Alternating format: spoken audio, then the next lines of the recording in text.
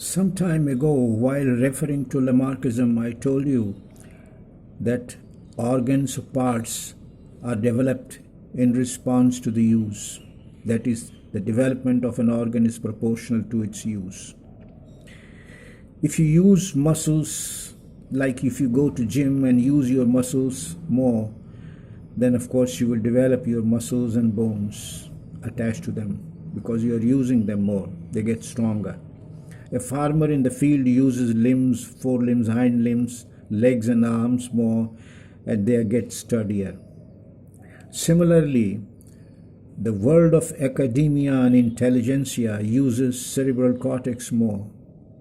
In other words, they study a lot, do mental work, and therefore the cerebral cortex gets developed, sharpened, whetted.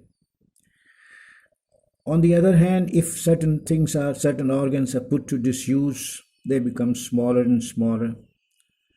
The example of which is that ancestors of snakes had limbs, but they chased after the rats and went to live in the holes, and in these holes they didn't have the opportunity to move along or move their limbs. As a result, over a long period of time, limbs got smaller and smaller and they became vestigial, and finally the modern snakes are deprived of limbs.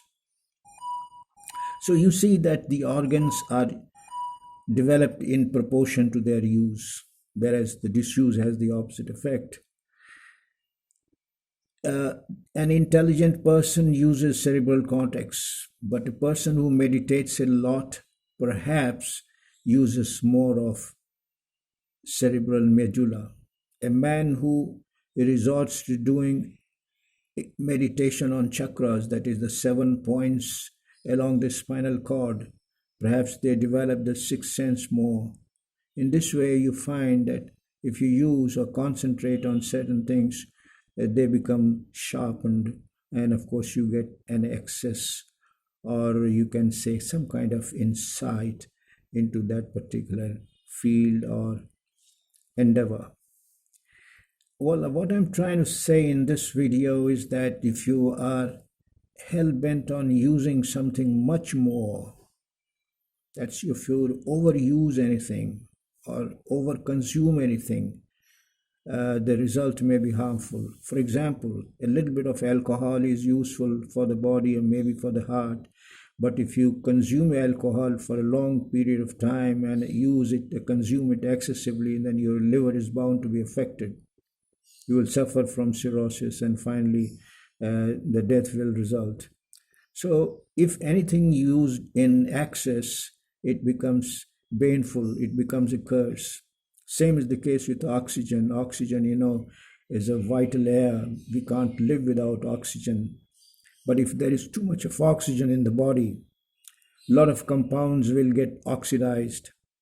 And some of these compounds may become what is called free radicals. Free radicals are those compounds that have unpaired electrons, and unpaired electrons are kind of menace. They go on marauding and affecting organs. They keep on shooting them, and of course the excess unpaired electrons damage cell structures and they smash them, and finally the result is disastrous. They can be, however, salvaged or removed from the body by the use or consumption of antioxidants, which are present in some fruits and vegetables, some vitamins. So what I'm trying to say is that anything good shouldn't be used too much, or anything bad shouldn't be used that much. That is, the balance is the law of life. The life, in a way, is like walking on a tight rope. You can't take liberties. You don't have too much of leeways. So you have to strike a balance between the situation. Nothing is too bad or nothing is too good.